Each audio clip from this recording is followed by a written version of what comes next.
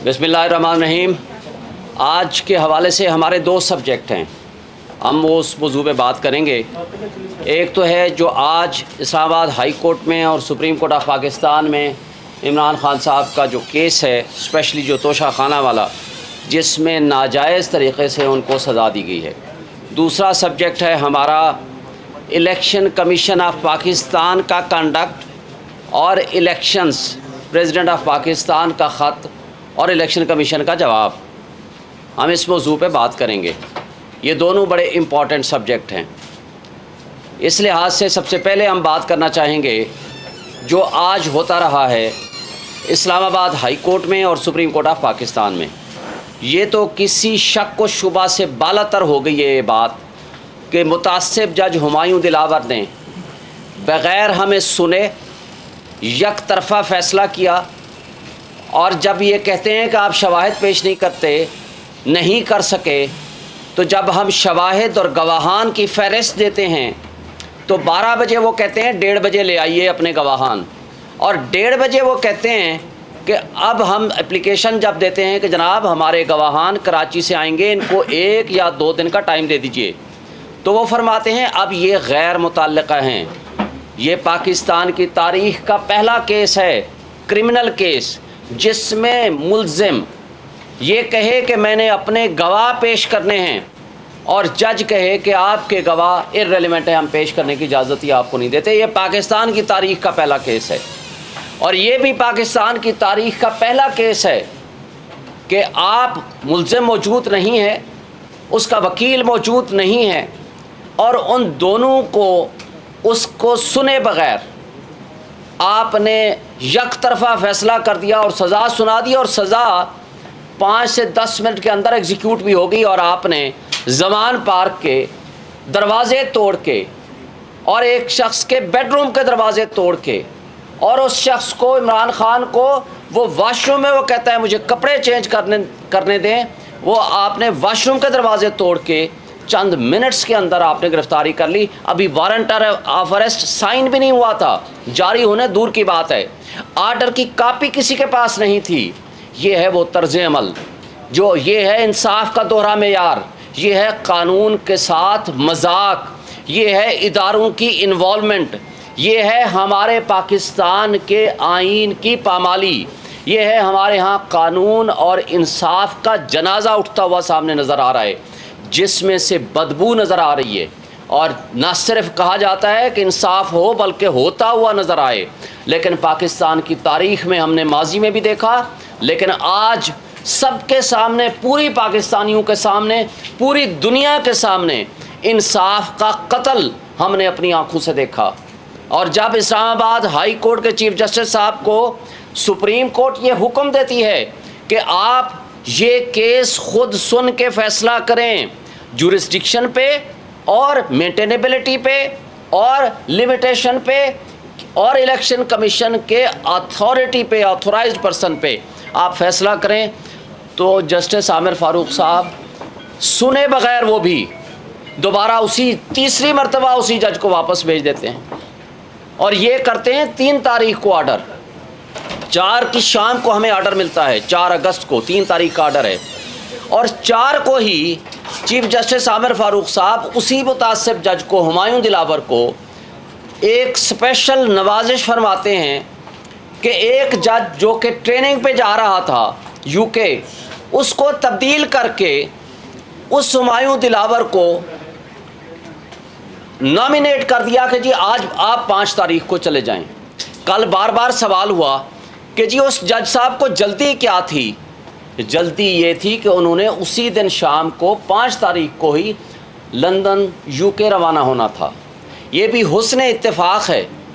हुस्न इत्तेफाक ये है कि जब ऐसे लोगों को, शरीफ बिरादरी को, या जिसको भी सज़ा मिलती है, तो वो लंदन भाग जाते हैं या दुबई भाग जाते हैं, और यहाँ जिस जज ने इमरान खान को सज़ा दी वो भी लंदन जाता है या दुबई जाता है या वहाँ जाता है। ये जगह कदर मुश्तरक है। फिर यहाँ ये भी हमने माजी में देखा कि जिसको सज़ा होती है वो बीमारी का बहाना बना के लंदन चला जाता है, और यहाँ जो शख्स सज़ा देता है वो बीमार हो जाते हैं और हमारे केसेस ही नहीं लगते, वो जज साहबान ही बीमार हो जाते हैं। ये काबिल अफसोस है या हुस्न इत्तेफाक है। और ये केस आज वाला जानबूझ के इलेक्शन कमीशन के वकील साहब इसको डिले कर रहे हैं ताकि केस का फ़ैसला जल्दी ना हो और इस दौरान बाकी केसेस में गिरफ्तारियां हम डाल सकें। कल आपने देखा है कि पूरी सरकारी मशीनरी हरकत में आ चुकी है। अब आईजी साहब को भी फ़िक्र लाहक हो गई कि जनाब जाएं, बाकी केसेस पड़े हुए हैं, वो केसेस जिसमें इमरान खान साहब के अदम पैरवी केसेस खारिज हुए हैं, ज़मानतें। और अदम पैरवी क्यों कि जी वो आए नहीं हैं। भाई वो कैसे आए? क्या वो जानबूझ के नहीं आ रहे? आप प्रोटेक्शन आर्डर जारी करें, लेकिन उनको भी जल्दी हो गई। साइफ़र के केस में FIA को भी जल्दी हो गई। और बाकी भी जो आपने देखा है जहाँ तमाशा लगा हुआ है। और कल उस फाशिस्ट हुकूमत के वो साबिक वज़रा यहाँ प्रेस कॉन्फ्रेंसेस कल से किए जा रहे हैं कि सुप्रीम कोर्ट इसमें ने नोटिस क्यों ले लिया।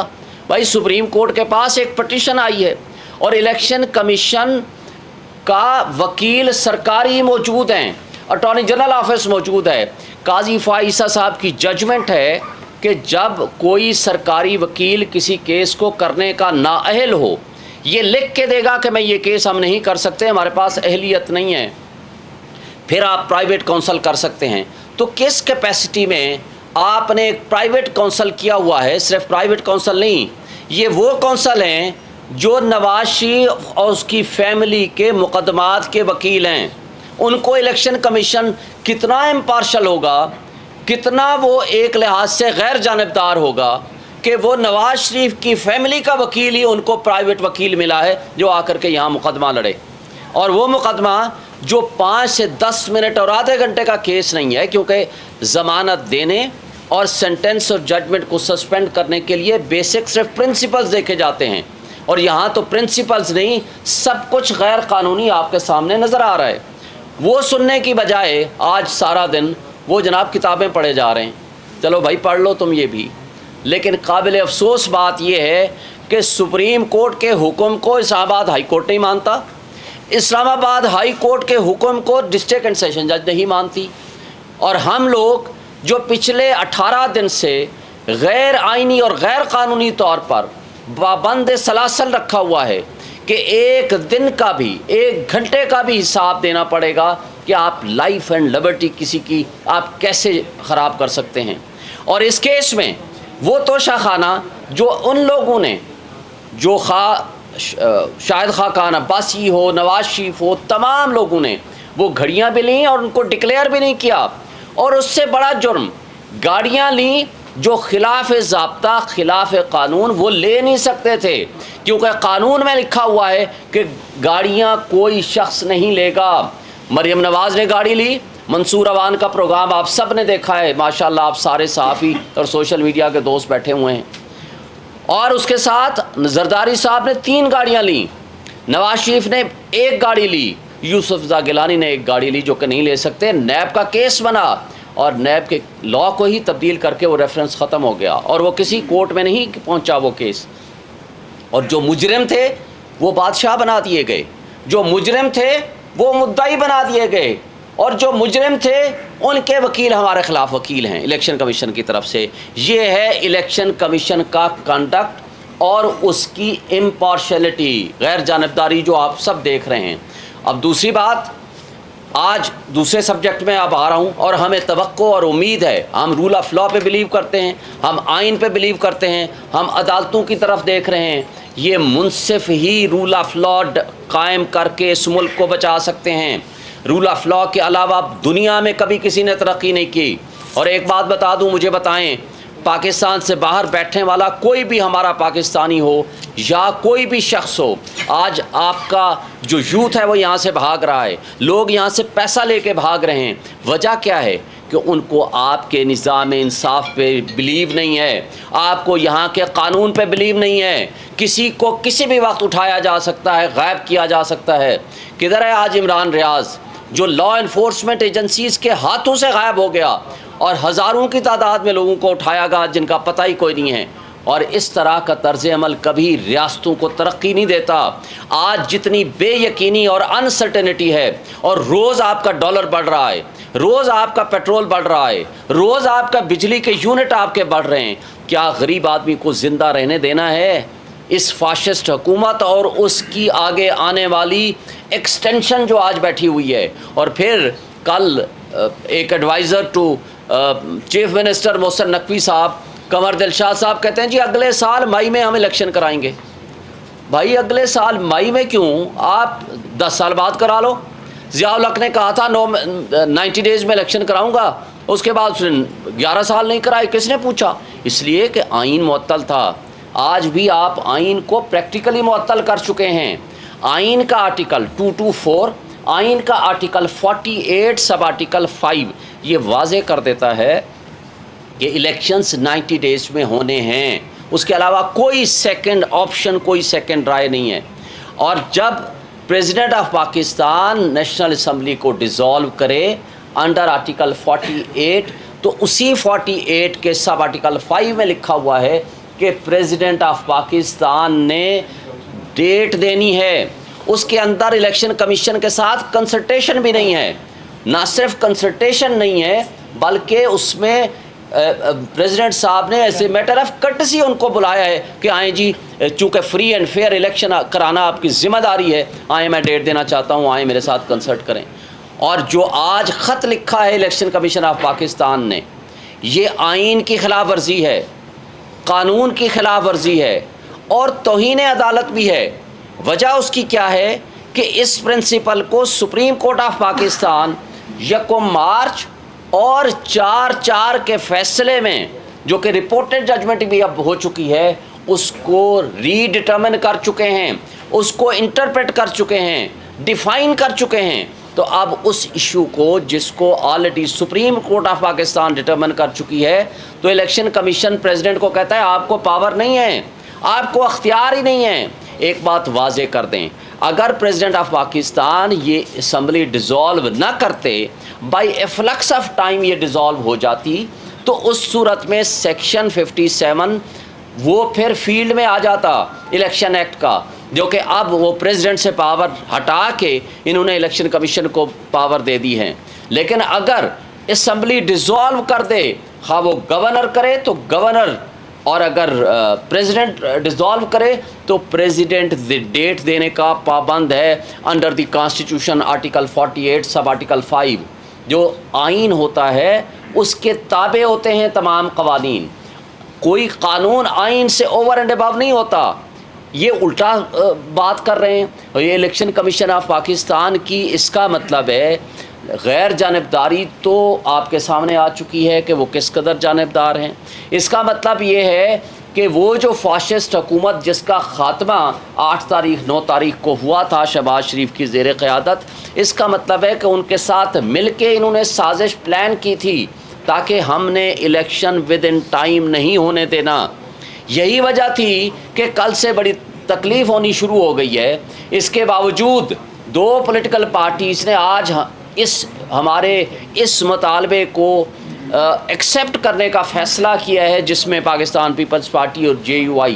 ये अलग बात है कि मैं बबांगे तोहला आपको कहता हूँ कि पीपल्स पार्टी का कंडक्ट बिल्कुल वो दोगला रहा, मुनाफिकाना पॉलिसी थी कि जब आप सेंसस के इशू पे ख़ुद कहते रहे, वो तो पीपल्स पार्टी PMLN के लोग भी कहते रहे कि जनाब हमने पुराने मरदमशुमारी पे इलेक्शन कराएंगे, लेकिन मुराद अली शाह की अपनी बात और पीपल्स पार्टी वालों ने कहा कि हमने पुरानी मरदमशुमारी पे कराएंगे, हम जाकर मुखालफत करेंगे। फिर वहाँ मुखालफत क्यों नहीं की? आपने एक बारूदी सुरंग ख़ुद बिछा कर गए हैं जमहूरियत के ख़िलाफ़, और फिर आज आप कहते हैं 90 डेज़ में इलेक्शन करा दें। कैसे मुमकिन है? लेकिन बहरहाल जिसको कहते हैं देर आयत दुरुस्त आयत, अगर उनको ये एहसास हो गया है तो हम जमहूरी ताकतों को वेलकम करेंगे कि हमारे इस मुतालबे के साथ खड़े हों।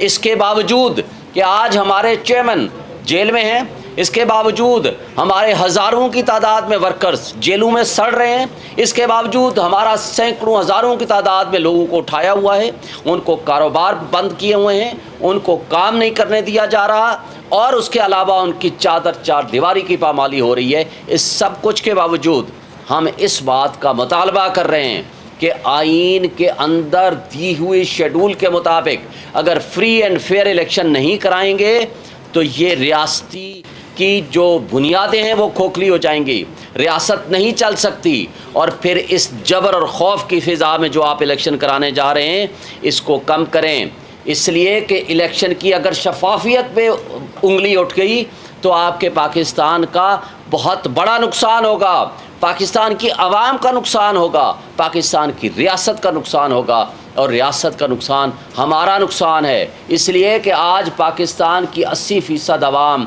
इसके बावजूद जो कुछ ये कर रहे हैं, जिस तरह जबर और तशद्दुद कर रहे हैं, उसके बावजूद आज इमरान ख़ान और PTI के साथ खड़ी है। हम इस मुल्क की बका चाहते हैं, हम अपने इदारों को भी ये मैसेज देना चाहते हैं, हम मुल्क की एस्टैब्लिशमेंट को ये मैसेज देना चाहते हैं, खुदारा आग से खेलना बंद करें, पाकिस्तान की तारीख से सीखें। पाकिस्तान में 1960s में अगर 70s में अगर आपने सीखा होता तो हमारा मुल्क दो लख्त ना हुआ होता, आज हम इकट्ठे बैठे होते। आप किसी की दुश्मनी और किसी एक बंदे की अना के ख़िलाफ़ एक बंदे की दुश्मनी में इतना आगे ना चले जाएं जो कि आपने माजी में 16 महीने ये एडवेंचर करके देख लिया कि जिस वक्त आपके 24 बिलियन डॉलर आपके रिजर्व थे, आज आपके मांगे तांगे के 4 बिलियन डॉलर हैं। जिस वक्त आपकी चलता हुआ मुल्क बेहतरीन 6.1% GDP थी, आज आपका 0.3% है और आगे नेगेटिव हो जाएगी। जब आपका डॉलर 170-178 के दरमियान फ्लक्चुएट करता था, आज आपका 320 पे नहीं मिल रहा। ये मुल्क को गैर यकीनी कैफियत से निकालें। आपके लिए रियासत इम्पॉर्टेंट होनी चाहिए, अवाम इम्पॉर्टेंट है। और अगर जिस तरह की बेरोज़गारी बढ़ रही है, जिस तरह महंगाई 12% से उठा करके आपने 38% में पहुंचा दी है और ये आगे 38 तक नहीं रहेगी, ये 78% पर जाएगी। लोगों के पास खाने को पैसे नहीं हैं, लोगों को आपने किस चक्रों में डाल दिया है। और आज केयर टेकर जो 100 कार्ड बैठे हुए हैं, क्या ये केयर टेकर या ये निगरान गैर जानिबदार कहलाने के काबिल हैं कि जो सारे टारगेट कर रहे हैं, पूरी पुलिस, पूरी लॉ इन्फोर्समेंट एजेंसीज़, किसी तरीके से इमरान को और PTI को हम क्रश कर सकें। लेकिन लोगों के दिलों से मोहब्बतें कैसे निकालोगे? आपने वो रेफरेंडम देख लिया पिशावर का, आपने वो रेफरेंडम हवेलियाँ का देख लिया। उस वक्त इमरान ख़ान साहब जेल में थे। इस सब कुछ के बावजूद अगर लोग इमरान से मोहब्बत कर रहे हैं, लोग आपकी इन हरकतों के से नफ़रत करने लग गए हैं और नफ़रत का इजहार वोट के टाइम पे होगा। इसलिए ये इलेक्शन से भाग रहे हैं। ये सारी PDM की जमातें ये नहीं चाहती कि इलेक्शन वक्त पे हो और उनको शिकस्त फाश हो। हम ये कहते हैं कि मुल्क की खातिर खुदारा सारे स्टेक होल्डर्स सोचें, तमाम जमहूरी ताकतें भी अपने आप को रिकन्सिडर करें और इस मुल्क की खातिर, आवाम की खातिर अपने रवैयों को ठीक करें। Thank you so much. जी कोई ज़रूरी कुछ सवाल है? कर लें, काफ़ी हुई है। इलेक्शन कमीशन की जानिब से जो सदर मुमलिकत को लिखा गया है कि वो आईनी तरमीम के बाद तो आपका इख्तियार नहीं रहा है, तो इस तनाज़र में जब सदर पाकिस्तान का ओहदा भी अहम नहीं है उनके लिए, तो कैसे वो इलेक्शन करवाएंगे या आगे बात मानेंगे? हम तो पहले दिन से चीख रहे हैं कि इलेक्शन कमीशन ऑफ पाकिस्तान गैर जानिबदार नहीं है, वो इन PDM की जमातों के साथ मिला हुआ है। जब इमरान ख़ान साहब ये कहते थे तो हमें कहा जाता था कि आप तौहीन इलेक्शन कमीशन कर रहे हैं। तो भाई आज जब आइन बालातर है, सुप्रीम कोर्ट ये अपने फ़ैसले में लिख के दे चुकी है कि इलेक्शन कमीशन ने जमहूरियत को डिरेल किया, जो विदिन 90 डेज़ इलेक्शन नहीं कराए पंजाब और KP के, और साथ आइन की खिलाफ वर्जी की है। लेकिन उस सब कुछ के बावजूद आपके सामने जो ख़त लिखा है ये गैर आइनी भी है, गैर कानूनी भी है और तौहीन अदालत भी है, सुप्रीम कोर्ट की जजमेंट के भी ख़िलाफ़ है। मैं सिर्फ एक पॉइंट इस पे ऐड करता हूँ जो आपका क्वेश्चन है। देखिए, सदर स्टेट का सरबराह है, रियासत का सरबराह है, वो फेडरेशन का हिस्सा है, वो पार्लिमान का हिस्सा है और पार्लिमान के हिस्से होने के साथ साथ वो वाहिद पर्सन है जो अपॉलिटिकल है, जिस सियासी जुमात के साथ उसका ताल्लुक़ नहीं होता, और वो सरबराह की हैसियत से जब माना जाता है तो उसकी बड़ी ज़िम्मेदारी है आइनी। और हमारे आइन में बाकी आइनों से बड़ा फ़र्क है ख़ासकर इंडिया से बड़ा फ़र्क है। वहाँ उनका सदर सेरेमोनियल होता है, हमारे सदर के पास कॉन्स्टिट्यूशनल ज़िम्मेदारियाँ भी है। एक इलेक्शन कमिश्नर का अपने सदर मुमलिकत को ये ख़त लिखना कि आपके पास इख्तियार नहीं है, मैं आपके साथ मुलाकात के लिए नहीं आ रहा, मैं समझता हूँ सियासत को एक साइड पे रख लें, ये ईवान की तौहीन है। वो एक सरबराह की हैसियत से बुला रहे थे, भला इलेक्शन कमीशन उससे डिसएग्री करता, इलेक्शन कमीशन ज़रूर कहता सर हम आपकी बात नहीं मान सकते क्योंकि हम आईन और क़ानून पे चलते हैं, हमारे इंटरप्रिटेशन के मुताबिक अब ये इख्तियार हमारा है। पर मुलाकात हर सूरत करनी चाहिए थी और ऐसे जवाब नहीं देना चाहिए था। जहाँ तक इस बात का ताल्लुक़ है कि उसमें अमेंडमेंट हुई है, वो सुप्रीम कोर्ट अपनी पहली कॉन्स्टिट्यूशन पिटीशन नंबर 1 में होल्ड कर चुकी है कि असम्बली 3 सूरतों में डिज़ॉल्व होती है। उसमें मौजूदा सूरत में सुप्रीम कोर्ट ने जो उसका रिव्यू भी नहीं है, वो सुप्रीम कोर्ट ये होल्ड कर चुकी है कि अगर एक दिन पहले भी असम्बली डिज़ॉल्व हो जाए, उस सूरत में भी सदर के पास ये इख्तियार है कि वो तारीख़ का तयन करे और इलेक्शन 90 डेज़ में होंगे। मैं समझता हूँ इलेक्शन कमीशन को अगर जो लेटर उन्होंने लिखा है ये बरतानिया और अमेरिका में किसी मुल्क में हुआ होता तो वो वहाँ यहाँ हमारा इलेक्शन कमिश्नर नहीं कहता, वहाँ उनका मेयर भी उसको बुला लेता और कंटेम्प्ट में होल्ड करता। ये बड़ा सीरियस इशू है। जी हम सुप्रीम कोर्ट में जा रहे हैं इंशाल्लाह। CCI के खिलाफ भी कल अभी आपको बताया था इलेक्शन विदिन 90 डेज़ कराने के लिए, और इस लेटर को भी साथ चैलेंज करेंगे। Thank you.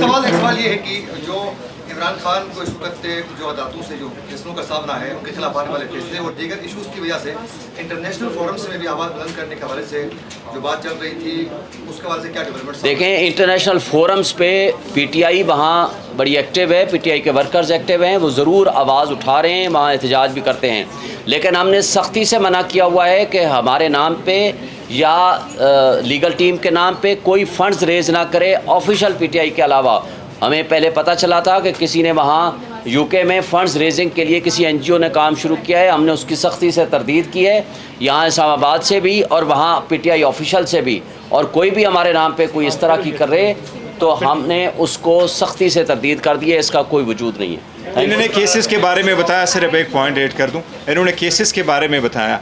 हमारे आइन का ये तकाजा है कि अगर किसी को आप अरेस्ट करते हैं तो विदिन 24 आवर्स आपने उसको आईनी तौर पर बताना है कि आप मेरे साथ इस केस में अंडर अरेस्ट है। हम आपको ये ऑफिशियली बताते हैं, खान साहब के पास कोई ऐसा नहीं गया है कि जिस केस में वो कन्विक्ट हो कि जेल है, उसके अलावा किसी और केस में उसको अरेस्ट किया गया। Thank you.